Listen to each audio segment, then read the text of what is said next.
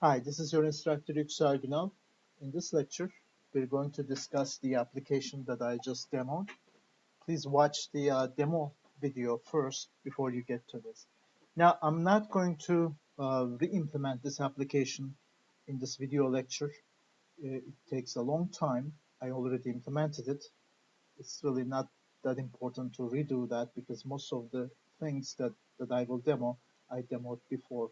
But I'll briefly go over what I've done.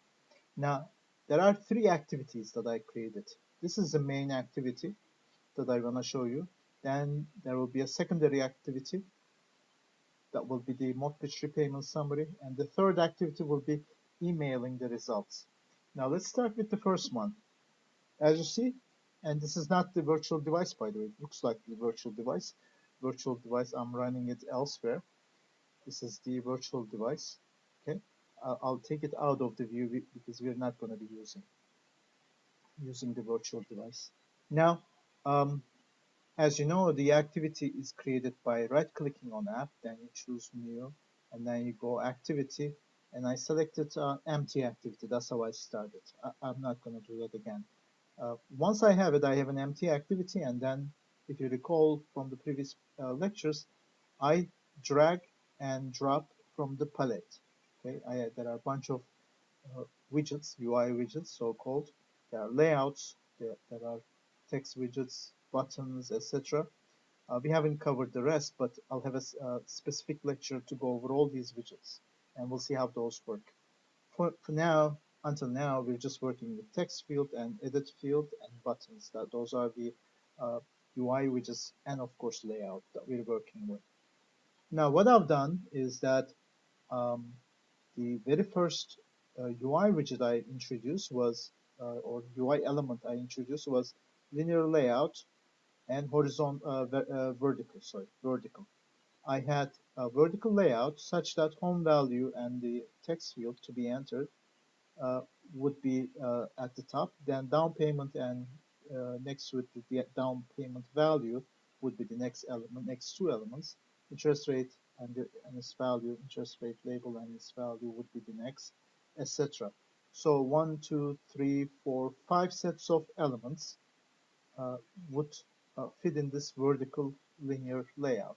Now, in each block, I had a horizontal layout, so I had 1, 2, 3, 4, 5 horizontal layouts. And in the first one, the horizontal layout, I had the home value and the home value label and the home value actual number, down payment label, and then the actual value, etc. Now, let's look at the text. So on the top of the hierarchy, again, this is the XML file that we discussed, and I'm not developing this manually. The Android Studio does this for me, and I have the linear layout, the first linear layout. This is horizontal. I have the home value label, and then the home value, actual value. Then the next linear layout, again horizontal. I have the down payment label and down payment value. Now, if you look at this down payment value or the home value, actual value in the text, you'll notice this attribute, input type, Android input type equals number decimal. What this does is that uh, once you define a text field or edit text field as number decimal, the keyboard will only respond to numbers. In other words, a user will not be able to type in letters or any other character, but only will be allowed to type in numbers. So this is nice because you don't want to be. It makes your life easier because you don't want to check for letters and special characters, etc. Because you know that Android itself, Android operating system, will force the user to only type decimal numbers. So that's a nice feature. And to do that, I actually use. Let me show you the text fields. We have the plain number text field. Okay, you can have the decimal, signed, etc. I just use the number text field because I don't need decimals here. I just whole numbers will do. But in principle, you can have decimal or signed. Actually, maybe I should have selected sign because I don't want to have negative numbers here. None of these numbers can be negative. So maybe I should have chosen, oops, um, undo. Maybe I should have chosen actually signed number. I didn't do that, but you can, on your own, you can try that out. Now, the two buttons that I have, calculate and cancel, cancel will just terminate the application. That will be the behavior when cancel button is clicked. Calculate will calculate the monthly payment and also total payment and total interest payment, and it's going to display it in a separate activity. And this is a separate activity. It will be launched from the previous activity. Again, I have the monthly payment labeled. The value will be populated based on the previous set of numbers. Total payment to be calculated. Total interest payment also to be calculated. And I gave a demo of these.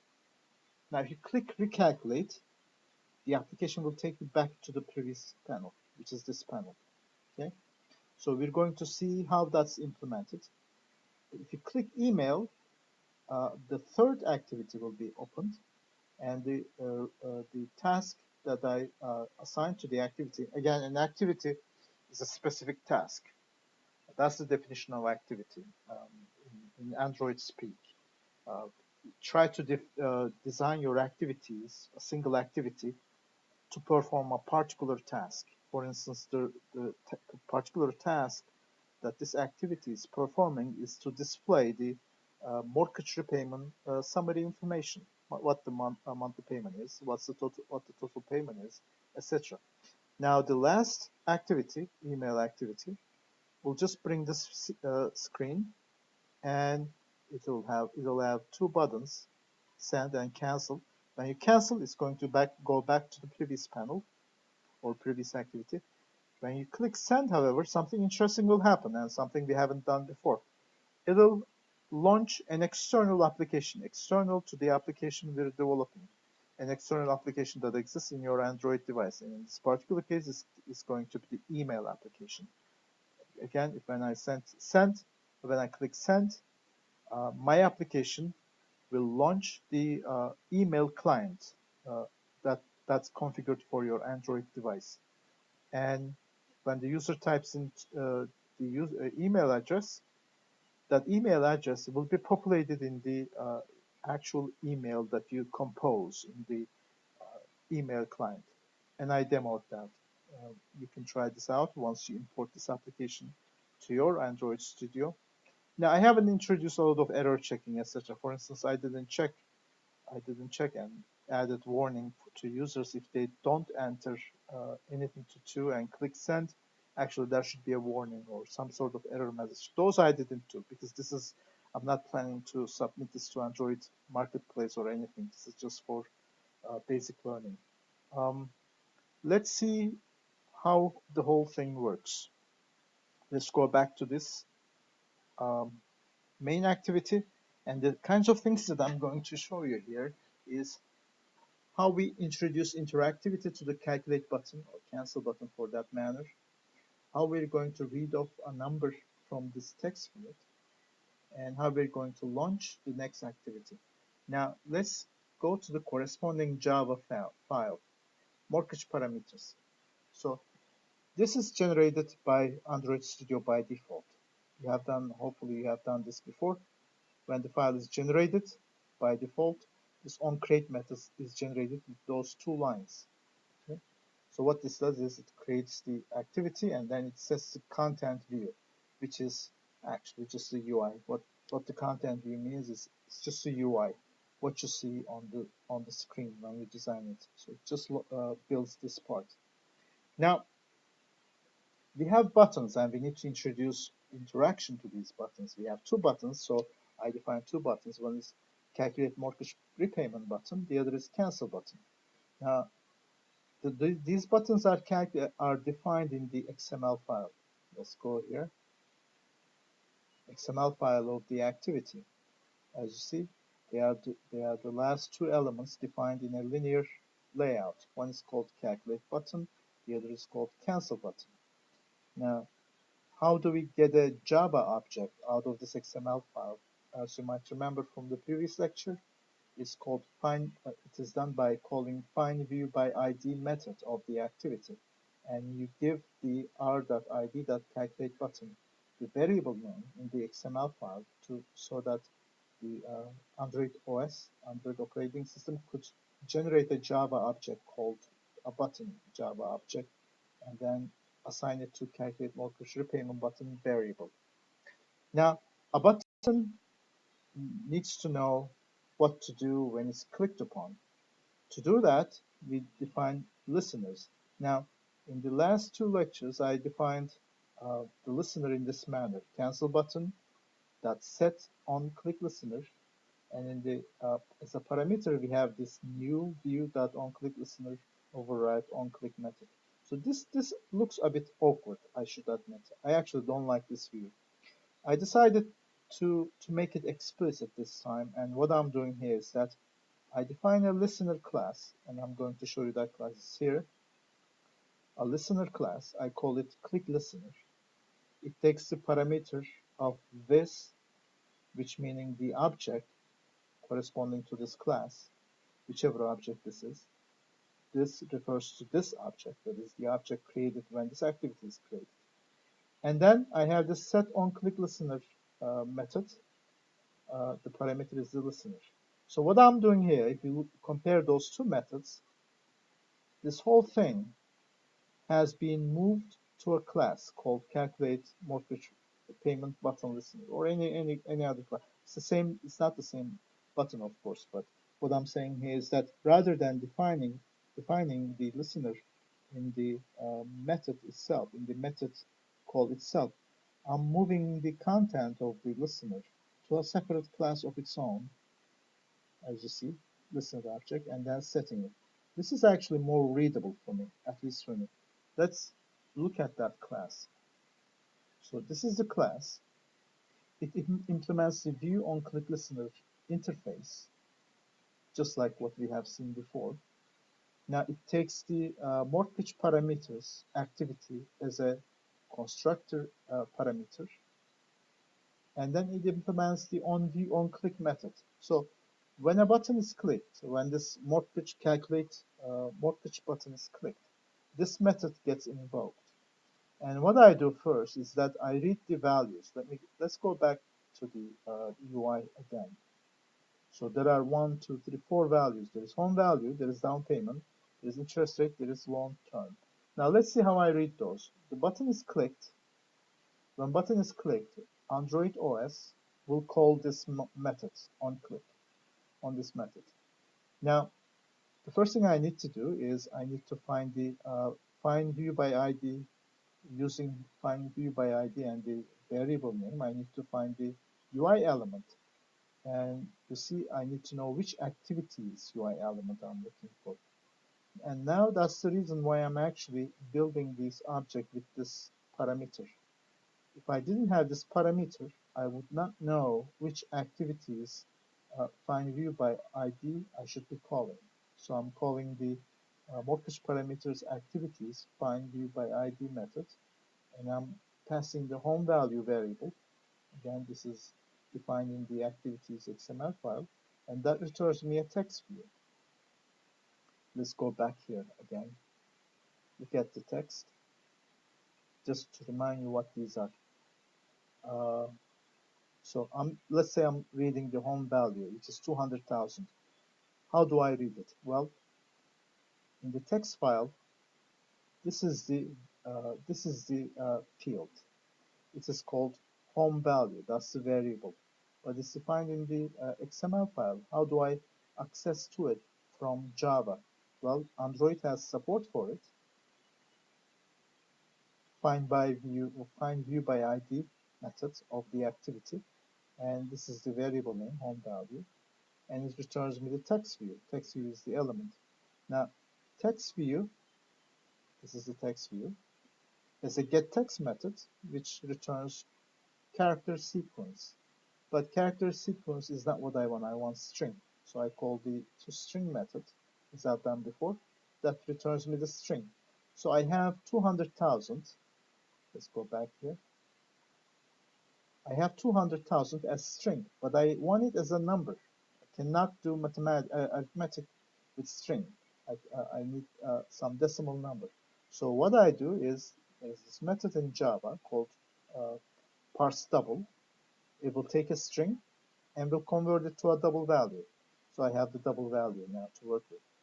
Similarly, let's go back to the UI. Next thing is down payment. Okay, down payment. Let's go to the text representation of this panel.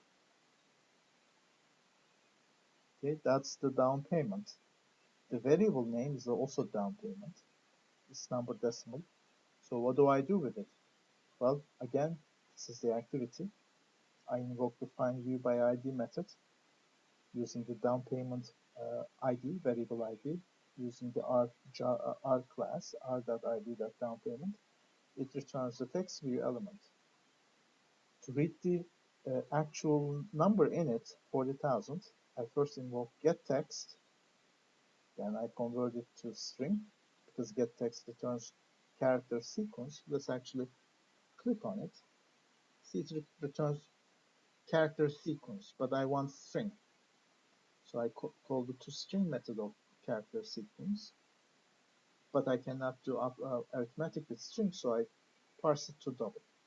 So I do the same things with interest rate value, etc. But long term is an integer value. It's number of months, number of years. So what I do, again, I do the same thing. I convert to string, and then I parse it to int. Again, this is a Java class, integer class. There is this class called integer Java. There's a parseInt method.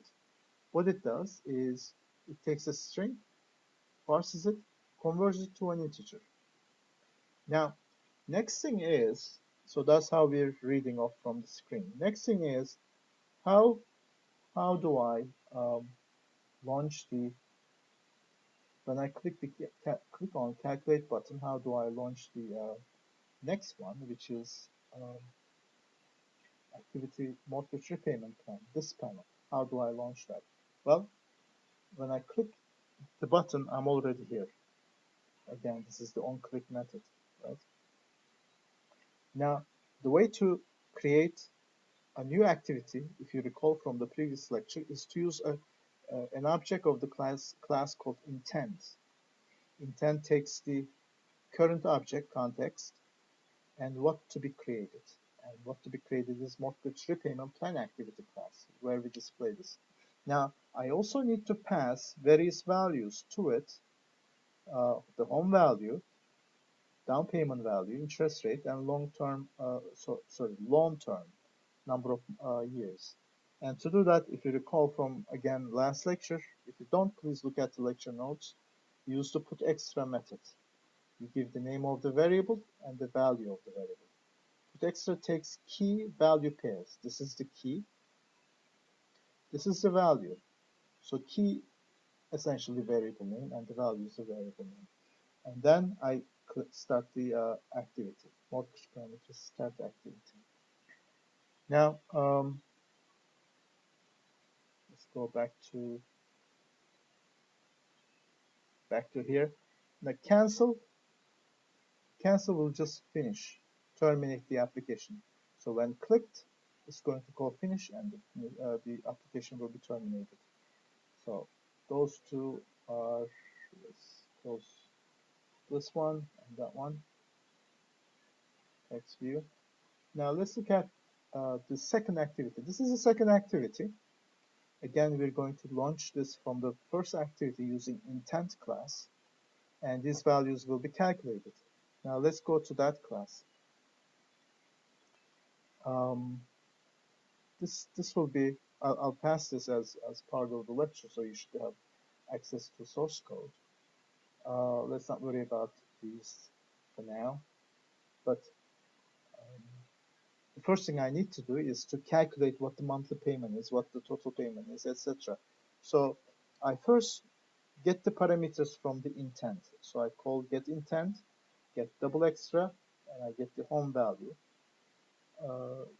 Maybe worthwhile to compare actually. This is how we pass the values, putExtra, and this is how we read off the past values. The last thing I do here is multiply by 12 so that I convert this uh, to long term in months. Remember, this number is in years, and I'm multiplying it by 12 to convert it to months. Okay, again, let me repeat. This is how you pass the values from the previous activity to the next activity. This is how you pass. And once it's passed, this is how you read them off in the next activity. Now, the next few lines of code are calculations, details of which I'll show in the lecture notes. This is how you calculate the monthly payment. You first calculate the mortgage amount, the amount you need to borrow, which is the home value minus down payment. The monthly interest rate is, I'll do a simple calculation. Interest rate divided by 12 and then divided by 100 as a fraction of 100. Monthly payment, and this is a formula I'm going to give in the lecture notes. It has a derivation. I'm not going to show you the derivation. If you're interested, just send me a note. I can give it, but it's not the main subject for the class, of course. I can post it if there is interest. And then total payment is monthly payment times loan term in months, of course. So what this is saying is that if you have to pay $100 or 100 liras every month, and you're paying it for 30 years, your total payment will be 100 times 30 times 12. 12 because 1 year is 12 months. Total interest payment will be your total payment minus the amount you borrowed, of course. Now, once you calculate those, so you calculated three values, and that's what we're going to display. To display those, you first need to get the element. So let's look at the monthly payment field. Let me go back here. This is the monthly payment field. This is the design view. Let's go to the text view. So this is the monthly payment variable, right? Or text edit text field. So the variable ID is monthly payment. To write into it, you're going to first find it, okay? Text view. Now, what I'm doing here is that I'm converting this number, and this is going to be part of your homework. Now, there is this decimal format class in Java, which works in the following way. You tell the class how you want the number to be displayed. And in this case, I'm asking the decimal format to format the number such that it's going to show only 2 decimal points. I think I gave you the example while I pointed it out while I was running the demo. And then formatter.format and the actual number that I give to it gives me back a string. For instance, if I give to this format 120.50, it's going to give me, let me put it here. If the number is, let's say x equals 125.50, 4567, etc., the string that is going to give me will be something like this. Okay. So this is what it is doing. Let me show this as an example. So number x, if the number x is 125.504567, when I give it to formatter.format, which has been created in this manner, in this line, it's going to give me a string that looks like this. Okay. Now, if I had put one more here, then the answer would be that.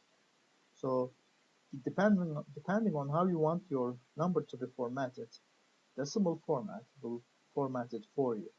But for this exercise, this is what we have. So next, total payment text view. Okay, again we find it by ID, and then we set the string. Now in this case, I'm just using the string method's value of total payment is a decimal number. So it takes the decimal number, it gives a string. But see what I'm doing here and recall the demo. I'm not printing it in the same manner, so you gotta fix it, and you know how to fix it. You're gonna use this formatter class. Same thing here, total interest payment view. I'm just simply returning the decimal point number as a string. Now I'm forming, and I defined a class variable called email body. If you recall, Let's go back. If a user clicks email, an email will be sent. Email client will be launched, an email will be sent. But there is a way to tell the email client what email will be sent, what the content of the email will be. So I'm forming that content right here. Perhaps I should show you the email I got after I send it. Let me bring up the email on a separate screen.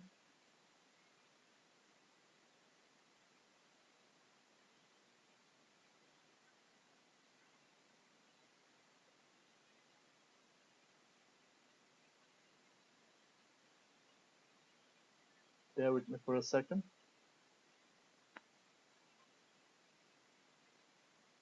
So this is the email that I sent using my Android app. See, this is the email content. And that's, we compare,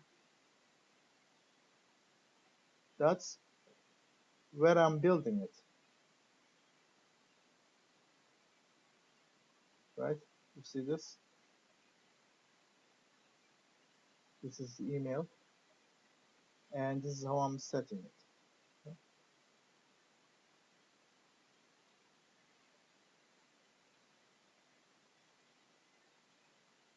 Now, again, I get the email button, and I define what it should be doing when what the email button should be doing when it's clicked upon. Now, in this case, I didn't define a separate class. I just defined it within the method. Set onClick listener new view onClick listener. Now, I could have taken this whole thing and create a separate class by itself, like what I've done with the calculate mortgage repayment button listener. Okay? Now, what I'm going to show you is how to get a response from an application. Let me show you what I mean by that.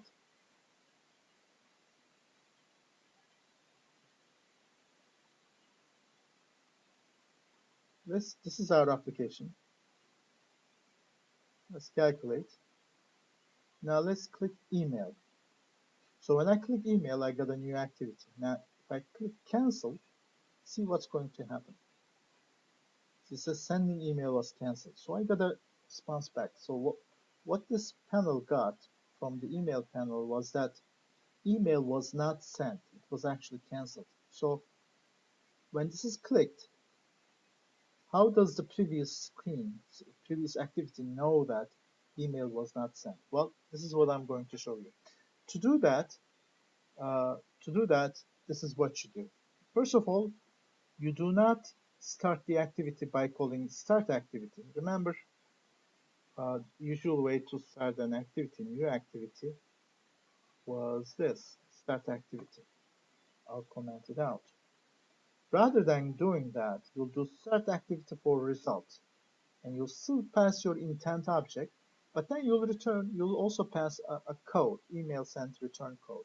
And this is something you'll define yourself, and that's what I've done. I define that number to be 1. Could be anything, could be 100, etc. It's just that it has to be some constant that's specific for this class. Now, so this is what you do. First thing you do is you start the activity using start activity for result rather than start activity. Next thing you do is you define on activity result, or you implement the on activity result. See, override, this means this activity actually has a default implementation. So you override it, you'll write a new implementation of it. By default, it takes the request code, result code, and data. I'm going to show you what this data is. So you're going to process what's coming back from the activity that has been created. Now, if the result code could be either okay, cancelled, or there's one more result code, which is not that interesting at this time. If the result is cancelled, we're just saying sending email was cancelled. So let me just show it to you again. Click email. Now, what happens is that I called, let me go down. By clicking email, this method gets invoked. Start activity for result.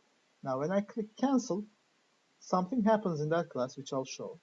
Something happens in this activity, and then again cancel, and then this shows up. So I'm going to show you how this shows up. So when I click cancel, something happens on that activity, but eventually this method gets called, this method of the invoking activity. And I'm looking at what the result code is. This result code is set in the email activity. It's canceled, so I'm showing this message, sending email was canceled. If that's not the case, if the result is okay, and if the result is anything else, we just return, don't do anything. If the result is okay, if the code comes to, if the execution comes to 127, that means the result is okay. We'll check the result request code, email send return code. If that's the request code, we check what the data says. If data is null, we don't do anything. If data is not null, this data is intent, that means some data was passed from the email activity to us. And I will show you that what I'm sending is whether email sent correctly, and if the email is sent, to whom it was sent. And then I concatenate that to a default text, an email sent to recipient, and then I display it. Let's actually check that again. See how that works. So this is what I write. Click send. Email client is invoked. We're going to take a look at it. So this is no longer my application. It's the email client of Android. Click send. But then I come back to my application. See, it says an email sent to yuksel.gunal@gmail.com. How did this show up? Well, it showed up in this manner. I have this onActivityResult method being implemented. When the email is sent, I check what the recipient was, and these values are passed to me from the email activity, and then I display that value or email address. Now let's move on to the last screen. Okay, this is again drawn using this palette, vertical linear layout. I have two, and the email address. This is the email recipient, edit text, but take a look at this. Input type is text email address. What this means is that Android makes sure that you type in some sort of email address, meaning there's an @ sign there. Okay, it checks the email address.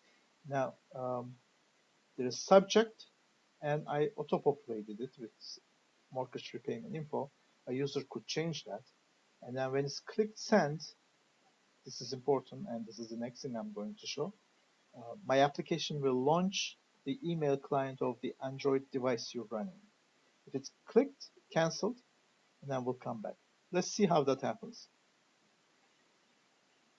Two buttons. So this is email activity class. Two buttons. There is email button, there is cancel button. Oncreate Method is called. This is by default what you get. Now first, I read the email body. How do I read it? Well, the previous activity sets it in the intent. So I go to get the intent, and then the intent I get the string, which is the email body string key. That's the variable name. Now I define my email button. Again, I find it by using find view by ID. And this is the implementation of onClick action. So what I do is I read off the to field. I read off the subject field. And then this is how you send email. And this is the standard way of sending email. Let's go over this. And there are many things you can change here, but I'll point out what you can do. Now, intent email. First of all, you instantiate an intent object with the parameter set to intent action sent. Then you set the type message. This is standard RFC 822. Then you define a string array with the recipients. Now, in my application, in the application, the way I implemented it, there is only one recipient. You can play with this, and you can perhaps write an application, develop an extension to this, and allow your application to take more than one recipient. So rather than just one tool, it can have more. That's why you need the array. Then what you do is, this is your intent object. You invoke the put extra method, key value, again, key value, but these are standard for email application. Extra underscore email recipients, extra subject, extra underscore subject key value should be set to subject, and extra underscore text should be set to email body. Okay? Then in a try catch block, you start the activity in this manner. Intent, create chooser email, and some text. What this does is that if your Android device has more than one email client, and there are many email clients out there, there is Gmail, there is um, Cloud Magic, there is Inbox, there is all kinds of email applications. Now, this one will allow you to choose the email client you'd like to use. Now, if there's only one email configured, it's just going to bring it up by default. And see, that's what's happening. If I click email, let's go to this.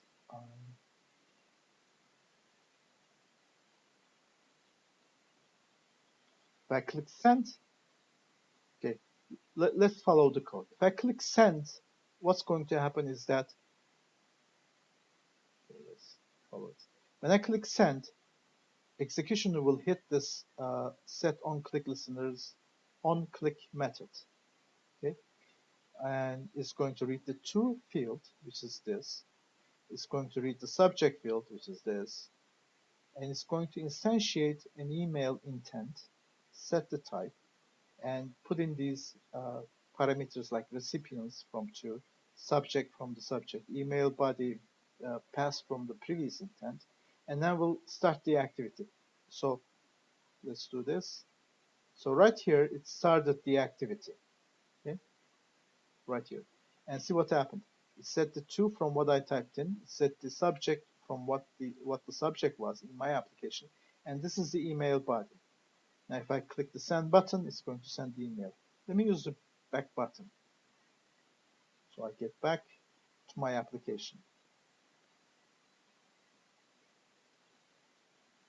Okay, an email sent to you, so now. Now, send back response. Remember, we're talking about communication of an activity back to the activity that that was that that generated it. So to do that, we have this intent data object, and we put in the result of the email true, and then we put in the email recipient string 2, and then we set the result. The result is result okay data.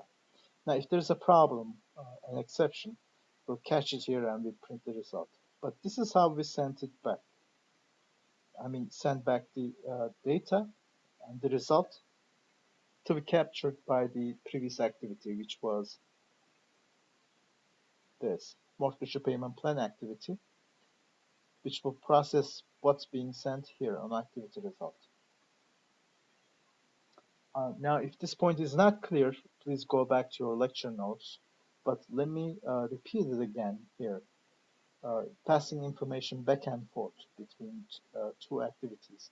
So this is the activity that will generate the email activity, right? Now, upon click, what we first do is that rather than using start activity, we use start activity for result. So that's the difference. Start activity for result. Now, email activity will set the result, and optionally, it's going to set some data at the end of the execution. See, it says the result, or if there's an error, it says canceled, and it sets some data. Okay, and then eventually it's going to get out of here.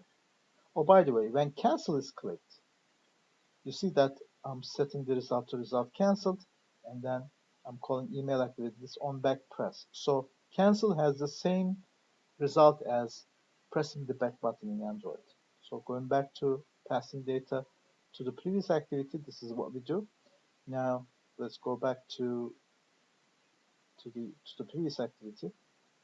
Then the next step is implementation of onActivityResult method.